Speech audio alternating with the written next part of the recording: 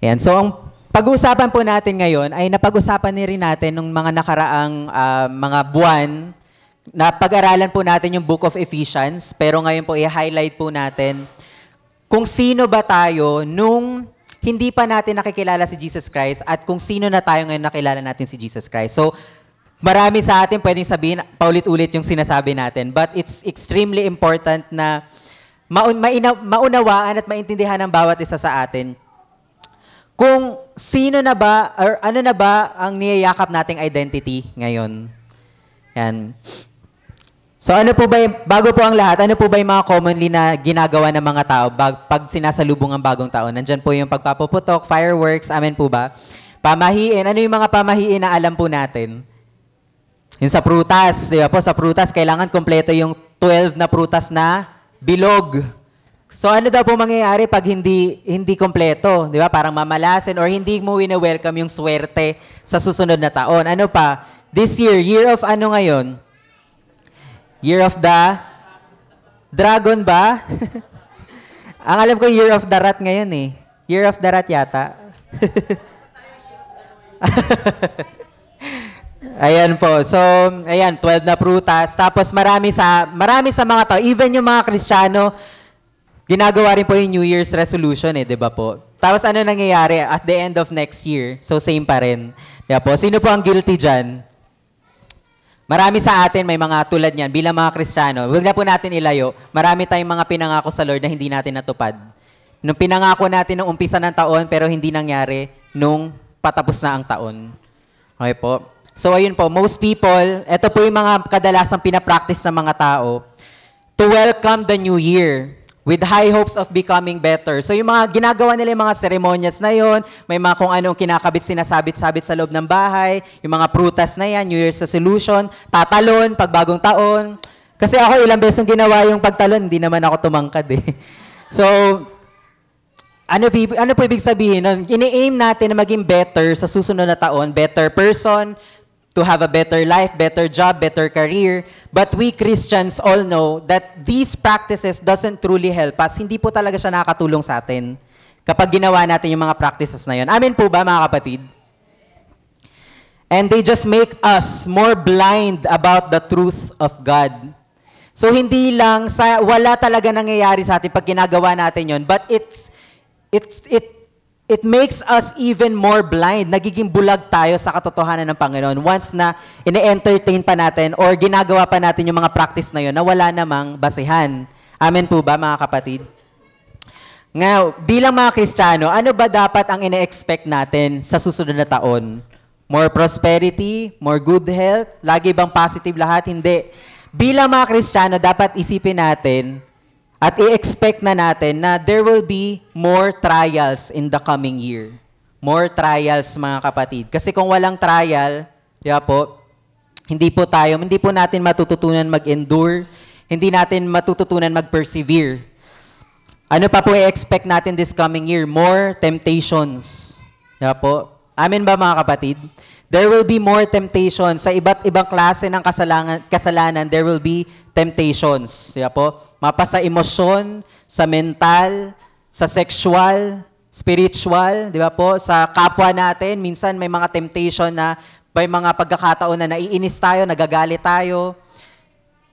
Sexual desires towards other person. Yun po yung mga iba't ibang klase ng temptation. Temptation saan? Sa pera, sa kayamanan, di ba po?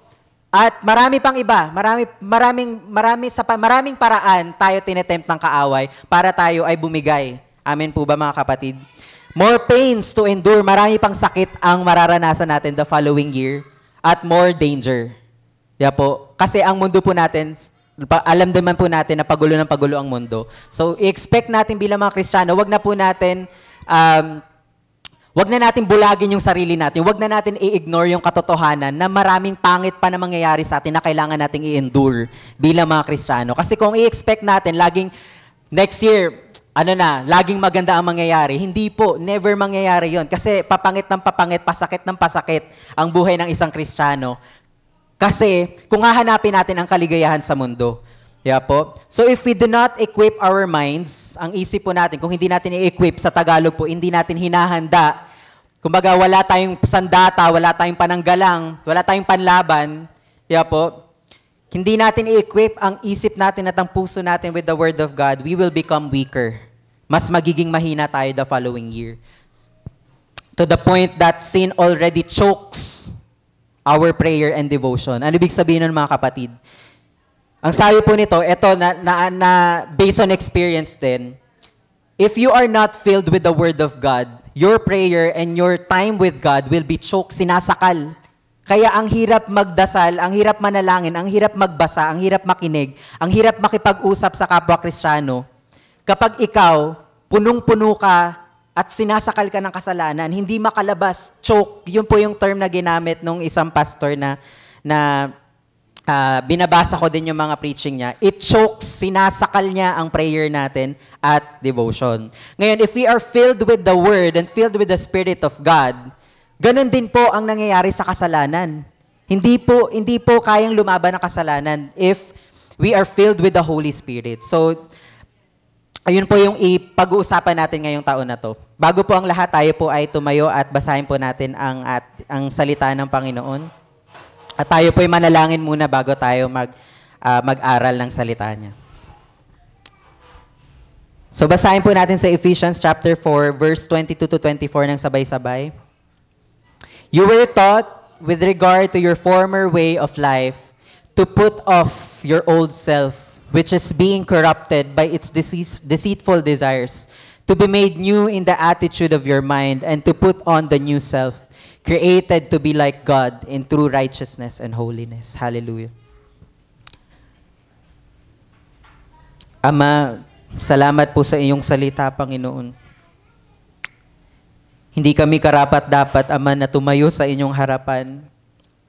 Dahil alam namin na bawat isa sa amin may kanyang-kanyang bitbit na kasalanan, may mga bitbit na bigat sa aming puso at may mga gumugulo sa aming isip, Ama. Patawad, Ama, kung marami kaming ipinangako ngayong taon na to na hindi namin nagawa. Patawad, Ama, kung nasakta namin ang iyong kalooban, ang iyong puso dahil sa mga pagkukulang namin at sa mga kasalanan namin.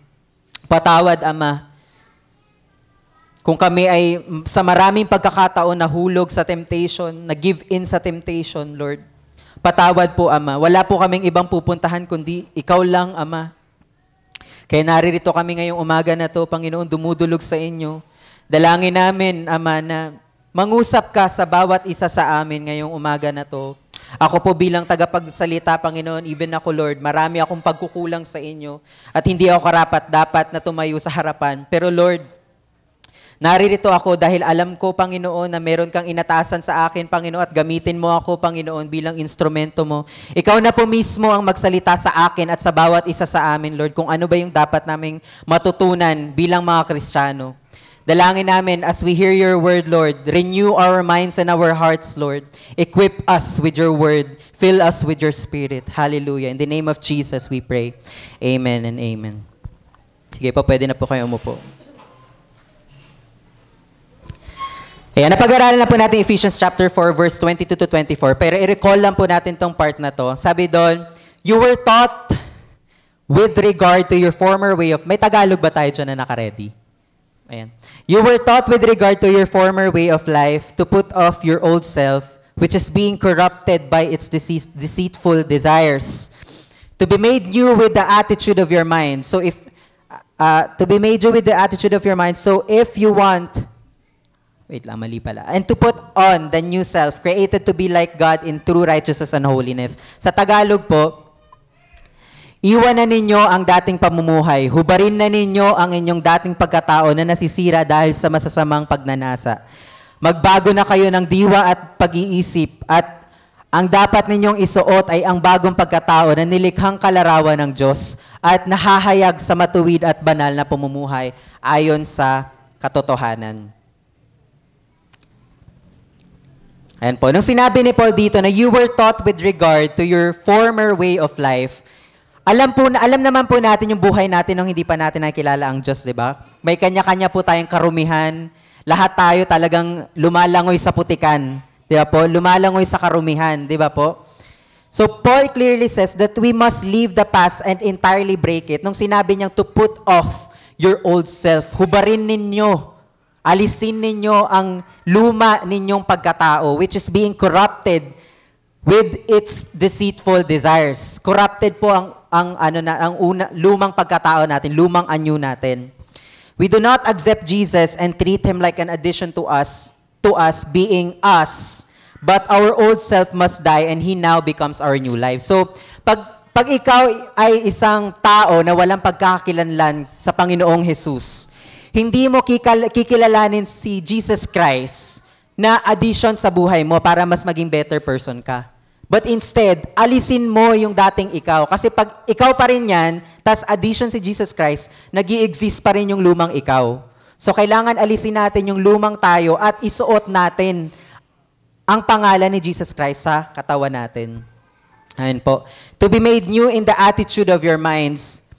Sabi po doon, our life now must go beyond head knowledge. Ano ibig sabihin ng mga kapatid? Ang buhay daw natin bilang mga Kristiyano, hindi lamang nakabase o hindi lamang parang laging may alam ka.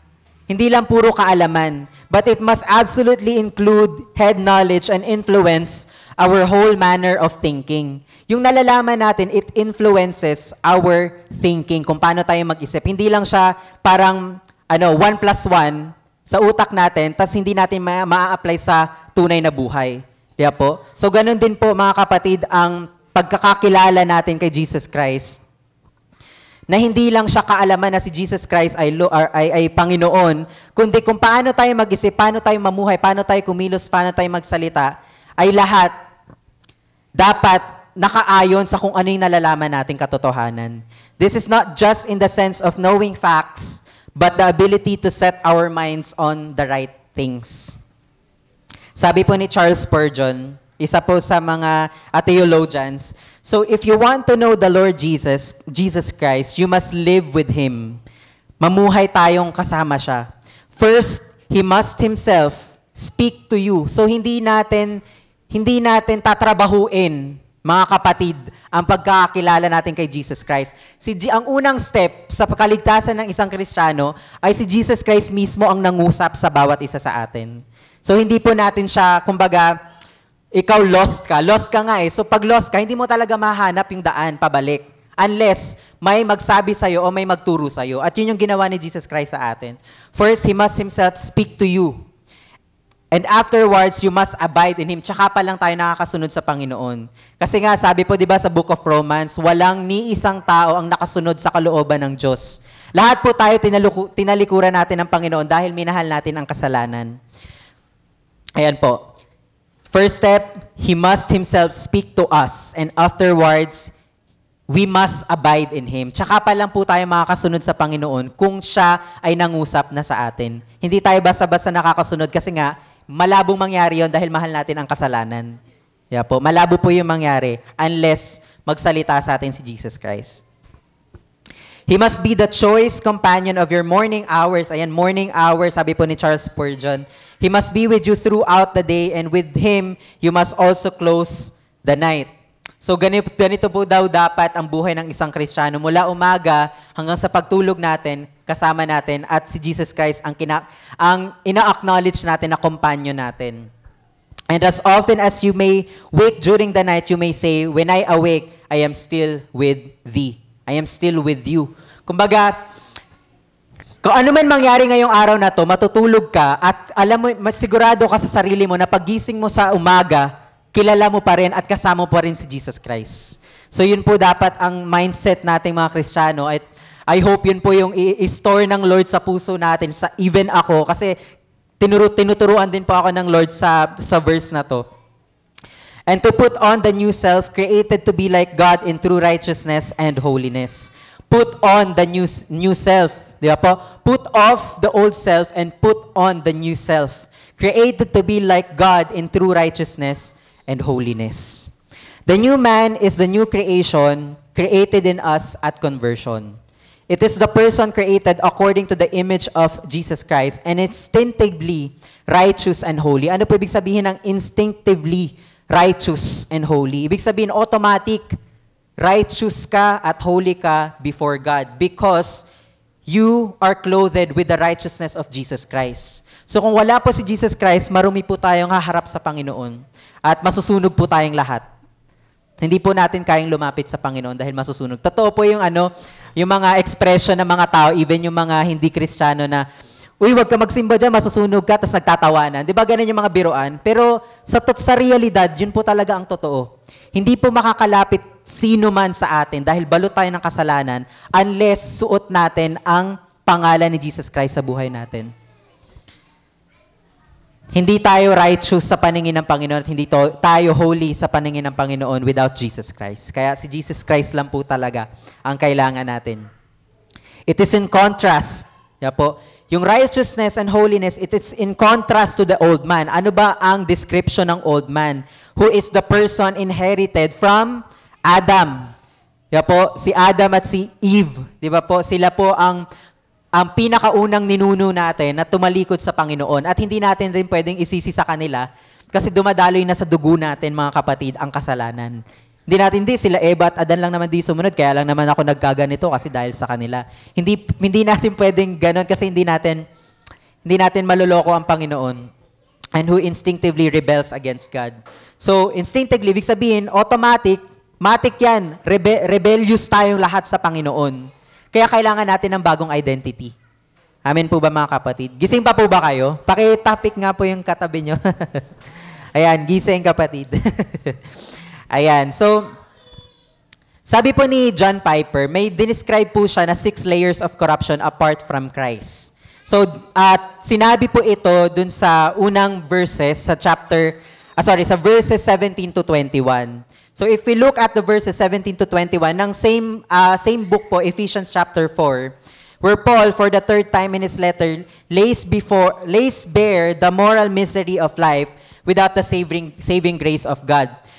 Ano po ba yung sitwasyon natin? Ano ba yung state nating mga tao noong hindi pa natin nararanasan ang biyaya ng Panginoon? Hindi pa natin nakikilala si Jesus Christ. Ano ba yung state natin? May minention siya na 6 layers ng state ng isang tao na kung paano tayo ka-corrupted, kung gaano tayo kabulok, gaano tayo karumi, at gaano tayo kalulong sa kasalanan. He mentioned 6 layers of corruption that apart from the saving work of Christ make us utterly unacceptable to God and without hope. Wala po tayong kapag-apag-asa, hindi tayo karapat-dapat sa paningin ng Panginoon. So, ano ba yung first layer na sinabi? Sa verse 18, sabi po dun sa Ephesians chapter 4, verse 18, nabanggit po dun, na ang root daw ng problem natin is the hardness of heart. Naalala niyo yung kwento sa Old Testament na yung mga Egyptians, parang ang tawag nito, inalipin nila at nung hinahabol na nila yung mga Israelita, di ba, parang kahit nakita nila yung maraming evidences na buhay ang Diyos na sinasamba ng mga Israelita, hindi pa rin sila naniwala. Bakit? Because their hearts are hardened. Di ba po? Sarado, matigas ang puso nila. So, pag matigas ang puso, hindi mo mapapakiusapan, hindi mo makokontrol, di ba? Parang walang mangyayari. Firm sila sa kung ano yung laman ng puso nila. Ganun sila katigas. So, yan po ang problema natin. Ito po, yung scenario po natin, wala pa si Jesus Christ. Wala pa ang biyaya ng Lord sa atin. First, the root of our problem is the hardness of heart. Bakit tayo marumi? Bakit tayo makasalanan? Bakit ang dami natin mga nagagawang mali? Because the root of it is the hardness of our heart. Now, ang effect ng hardness ng heart sa atin ay pangalawa, this hardness against God darkens the understanding. Dahil hindi tayo nakaka-absorb, di ba po? Hindi tayo nakaka-absorb at ang alam lang natin, kung ano yung alam natin at gusto natin sa buhay natin, it darkens the understanding, di ba po? It darkens our understanding. Kaya, ano ba nangyayari? Ano bang madalas na response sa mga tao na wala pang pagkakilala sa Diyos? Kapag pinapakilala mo ang Lord sa kanila, ano yung unang response nila, di ba? Marami silang tanong, maraming doubts, maraming sinasabi na, kung mabait ang Lord, bakit ganito siya? 'Di ba? Parang it darkens our understanding, nagiging masama pa ang tingin natin sa Panginoon dahil tingin natin sa sarili natin, aping-api tayo, na tayo ang kawawa palagi. 'Di ba po? Hindi natin nakikita ang biyaya ng Panginoon. Yun po yung cause, yun po yung effect ng hardness ng heart. At once it darkens our understanding, thirdly, the result of this darkness is a gross ignorance of reality. Ibig sabihin, bulag na bulag tayo, malawak ang kabulagan natin. Di ba po? Ignorance of reality. Ano ba yung realidad? Na ang buhay natin dito sa mundo, pansamantala lang. Ano pa ibang mga realidad na hindi tinatanggap ng tao? Ang pupuntahan ng kaluluwa natin ay dalawa lang, langit at impyerno. Hindi tinatanggap ng tao.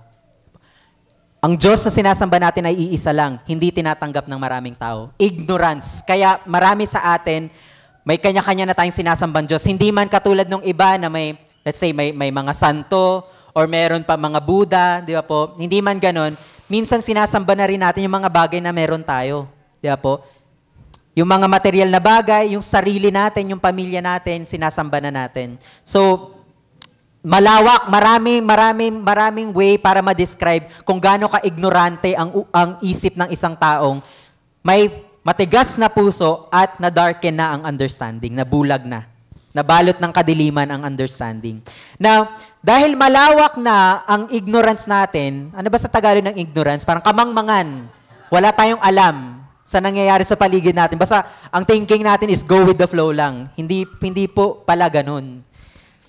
Fourth, being ignorant of the true value of things in relation to God and eternity, kung hindi natin alam kung ano yung mga bagay na connected sa realidad ng Panginoon at sa realidad ng eternal life, I yield naturally to the covetousness and licentiousness.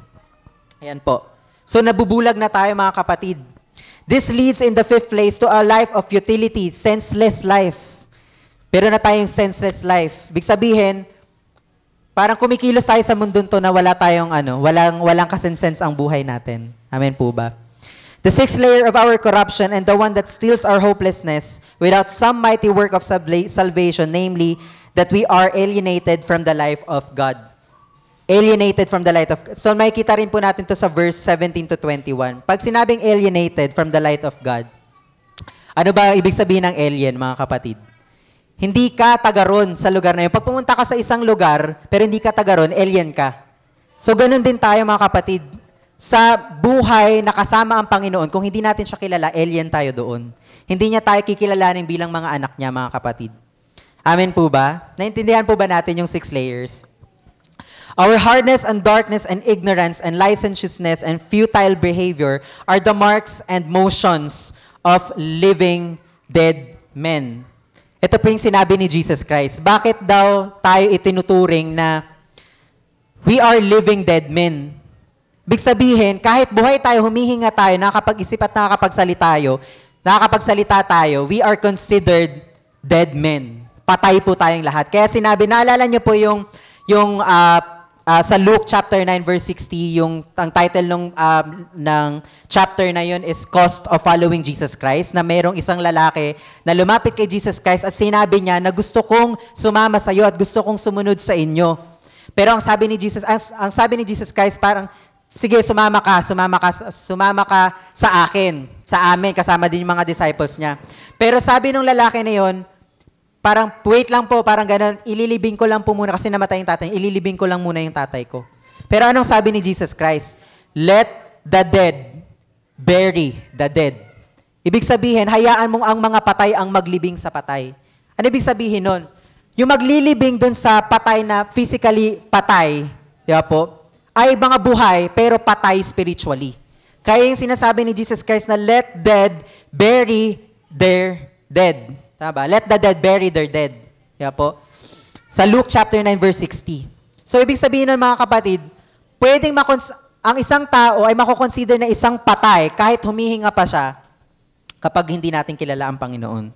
Sinabi rin po ni Paul yon dun sa self-indulgent widow sa 1 Timothy chapter 5 verse 6 na she is dead even while she lives. Ibig sabihin, itong widow na po ito, nabubuhay siya nang naaayon sa sarili niyang kagustuhan, sa mga lustful desires niya. So, kinonsider siya ni Paul na dead. She is dead while she lives. Kahit nabubuhay siya, patay siyang maituturing. Sabi sa Ephesians chapter 2 verse 1, dead in trespasses and sins, and sa chapter 3 verse 12, pinakita po doon that we have no hope. We have no hope and without God in the world. We have no hope without God in the world. So ayan po yung estado ng buhay natin mga kapatid nung wala pa tayong pagkakilala sa Panginoon. All of us are in that state until the gospel of the glory of Christ shines through and break through the darkness and hardness, bringing us into the connection with God's life and transforming us into new creatures through faith in Him. So, yun po ang estado natin mga kapatid nung hindi pa natin nakikilala ang Panginoon at hindi pa natin naririnig ang gospel niya. Po.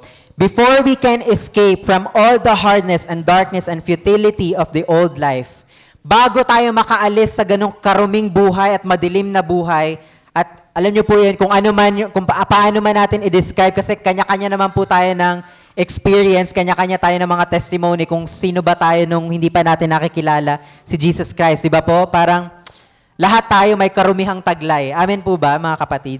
At araw-araw tayo binabago ng Panginoon. Hindi mangyayari yan at hindi natin ma-escape yung buhay na yon unless we hear the voice of Jesus Christ. And in response to His voice, we enter, sabi po yung term ni John Piper doon, we enter into His school. So parang, once na marinig natin ang boses ni Jesus Christ, at tinanggap natin siyang Diyos at tagapagligtas ng buhay natin, tayo po ay mag-e-enroll sa school niya. Mag-e-enroll tayo sa school niya to be taught by, not by people, but to be taught by one true master. At yun ay si Jesus Christ. Magpapaturo tayo sa Kanya. At His voice is the power that breaks through all the hardness and darkness and ignorance and wakens you. Ginigising tayo mga kapatid from being hopeless, the hopelessness of death. So tanging ang boses lang ni Jesus Christ ang makakagiba ng katigasan ng puso natin, ng karumihan ng isip natin, at kamangmangan natin sa realidad ng buhay.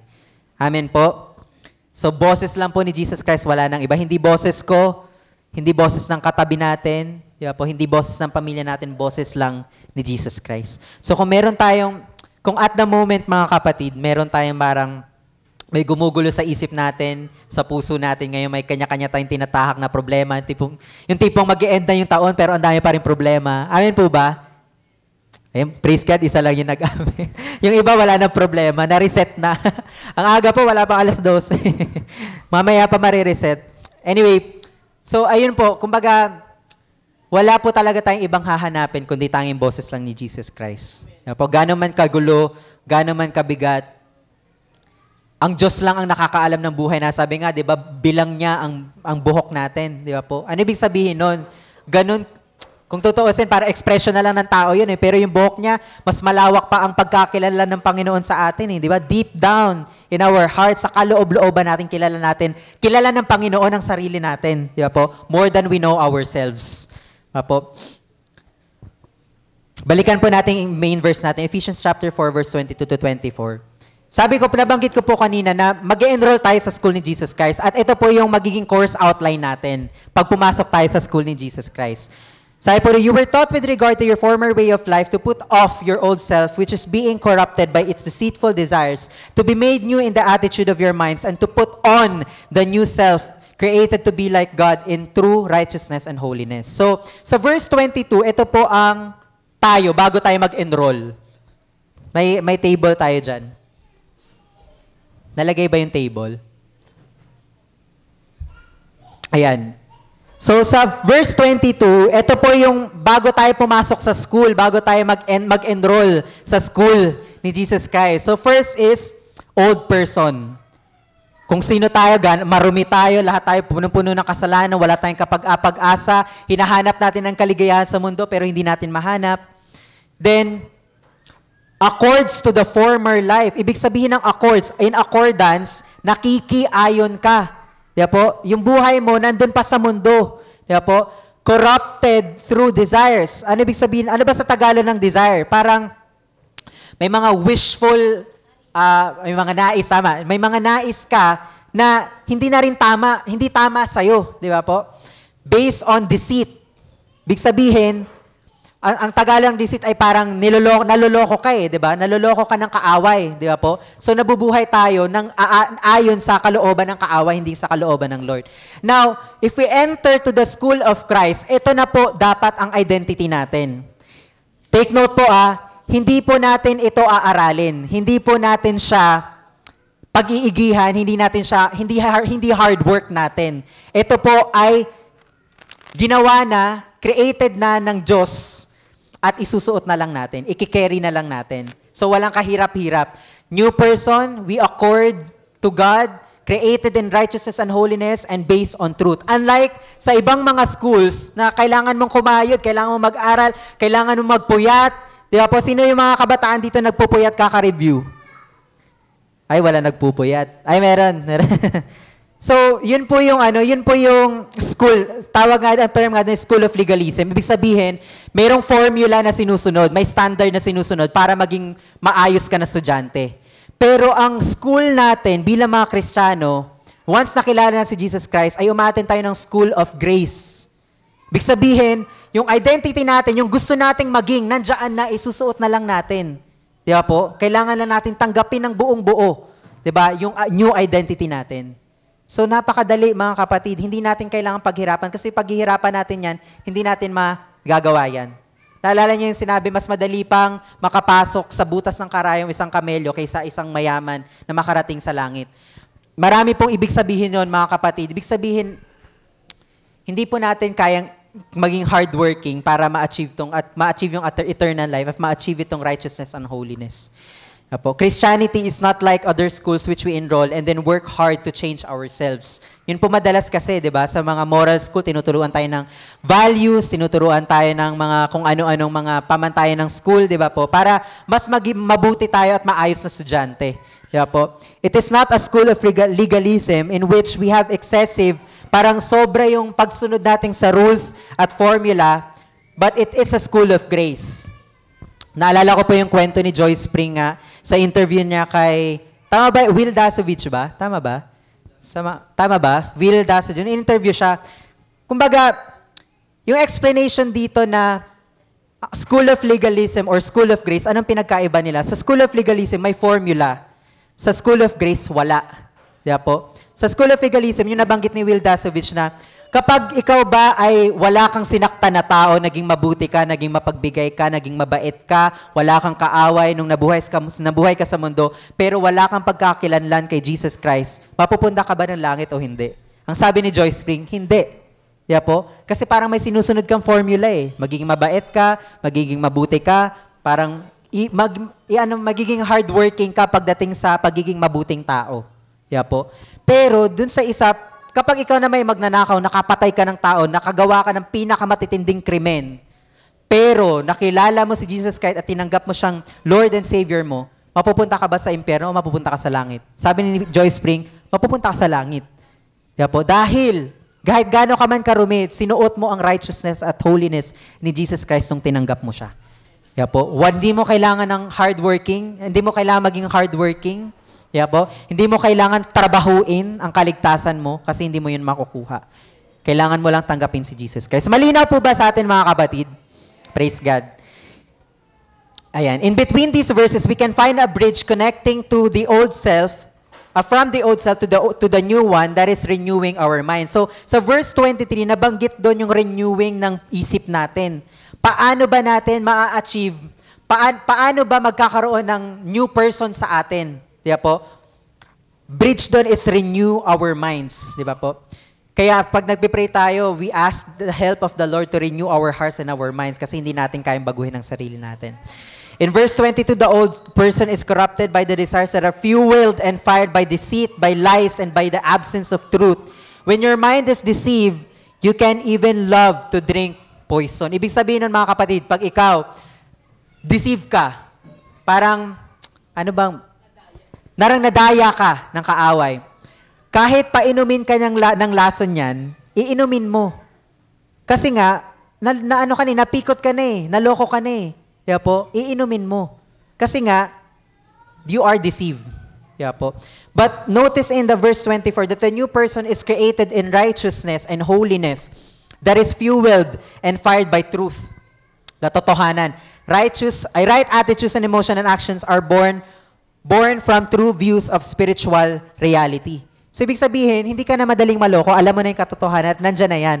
Kahit anong gawing paikot sa'yo, kahit anong sabihin sa'yo, kahit anong, ang tawag dito, kahit anong pag-deceive sa'yo, alam mo na yung katotohanan sa sarili mo. Di ba po? So, yun na, mag-stand firm ka na doon at yun na yung panghahawakan mong katotohanan. Amen po ba mga kapatid? So, I pray na ang bawat isa sa atin ay ma-renew ng Lord ang isip natin. Kasi ito lang ang kaparaanan para tayo mga kapatid ay totoong lumago at lumalim sa Panginoon at hindi tayo maloko pa ng kaaway. Diba po? So, I hope na natuturuan ng bawat isa sa atin. Now, how do we become renewed in the spirit of our minds? Yun po yung tanong. Paano ba tayo magkakaroon ng renewed spirit sa isip natin? Apo. Sabi sa 2 Corinthians chapter 4 verse 16 to 18, nabanggit po doon na we do not lose heart.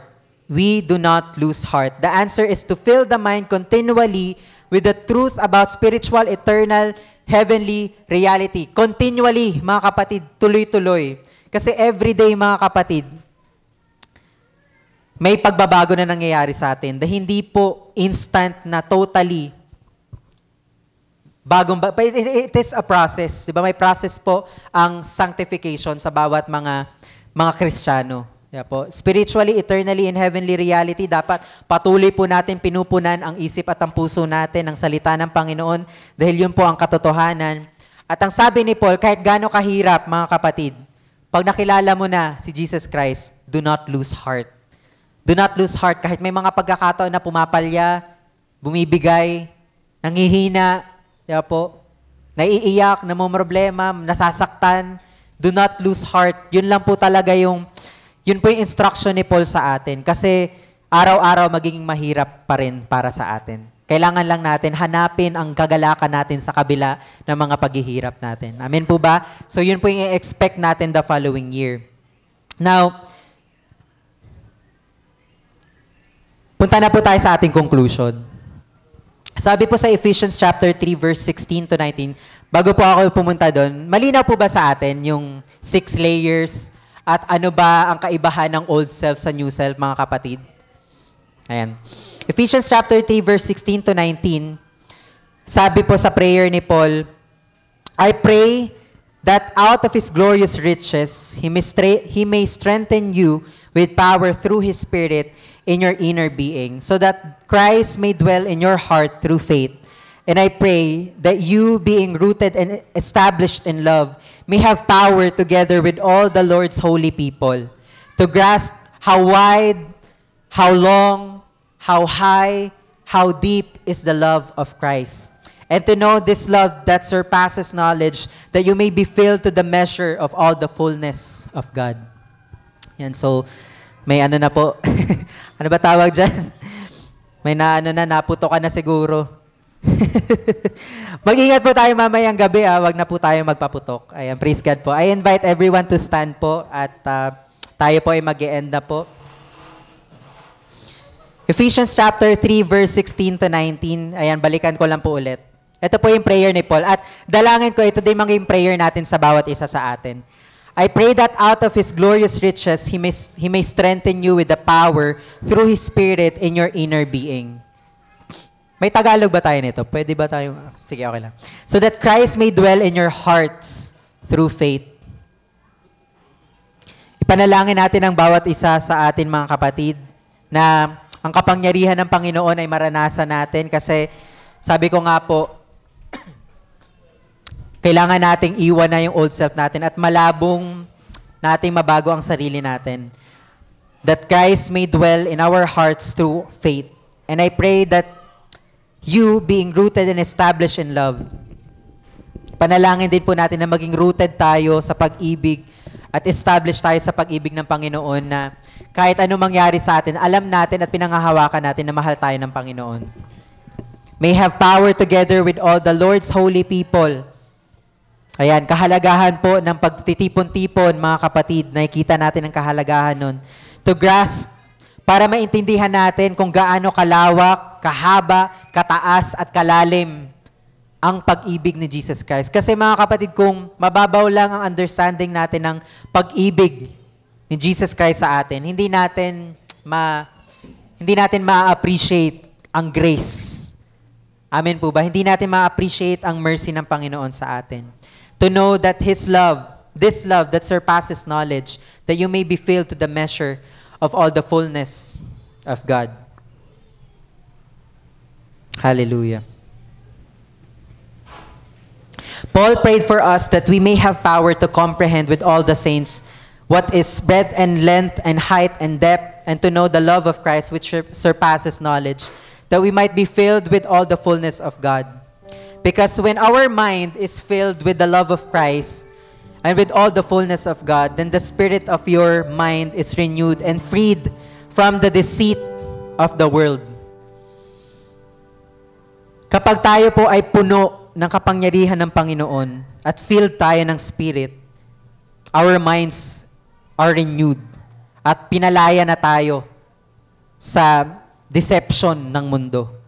And out of that renewed mind come new attitude and emotion and practices. And they clothe you with the righteousness and holiness. And this new person that you become is indeed the creation of God Himself. Kapag naranasan natin at sinuot natin ang righteousness at holiness ni Jesus Christ, makiklaim at maisisigaw natin mga kapatid na itong bagong ako ay created ng Panginoon. And to Him belongs all the glory forever and ever. Hallelujah. Hallelujah. Panginoon, salamat po sa iyong salita, O Diyos.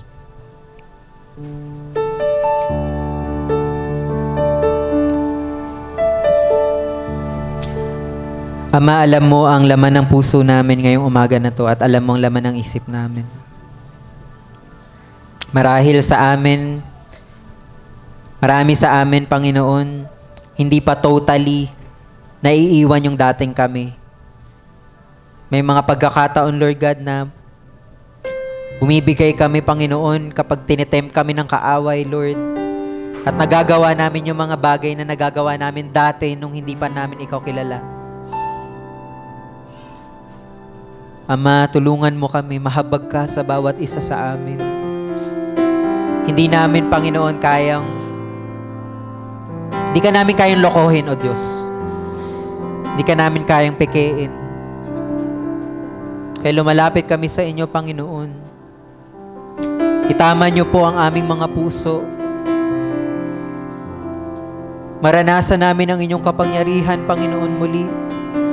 Kung marami man sa amin ngayon, Lord, nagiging mahina, nagiging lukewarm, Panginoon.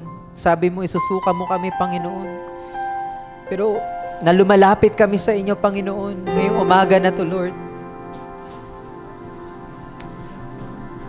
Ayaw na namin maging ganun, O Diyos. Gusto naming manatili sa inyo, Ama. Alam namin na mahirap, Panginoon. Kaya sa inyo lang kami umaasa, Panginoon. Ikaw ang pag-asa namin, Panginoon. Mangusap ka sa bawat isa sa amin, O Diyos. Kung marami man kaming mga dalahin pa, ngayong sasalubungin namin ang bagong taon, Panginoon. We pray, Lord, that we carry these burdens. We carry it, Lord, with strength, with wisdom, with love, with comfort, with encouragement that comes from you, Lord. Panginoon, gusto na naming bitiwan yung dating kami, O Diyos. Gusto na naming iwan yun, Lord. Ama, tulungan mo ang bawat isa sa amin. Hindi kami karapat-dapat, Panginoon. Kailanman, Panginoon, hindi kami makakalapit sa inyo kung hindi dahil sa pangalan ni Jesus Christ.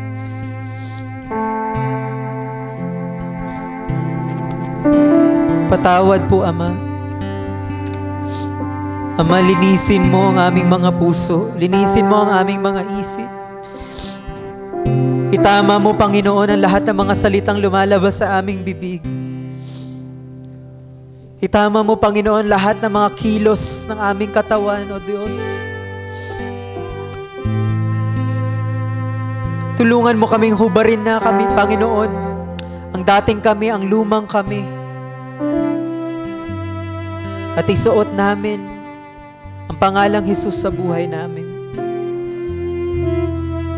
Samahan mo kami, Ama, sa darating na bagong taon. Bigyan mo kami ng pusong mapagpasalamat. Bigyan mo kami ng pusong punong-puno ng pag-asa, Panginoon. Bigyan mo kami ng buhay na nagmamahal at naglilingkod sa iyo, O Diyos.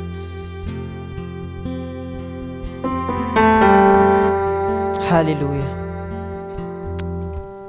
Maraming salamat po, Panginoon, sa iyong salita ngayong umaga na ito. Hayaan mo dalhin namin ito, Panginoon, sa buong araw na ito at sa mga susunod pa na araw, Panginoon. At maranasan pa namin, Panginoon, ang pagbabago na galing sa iyo. Sa pangalan ni Jesus. Amen.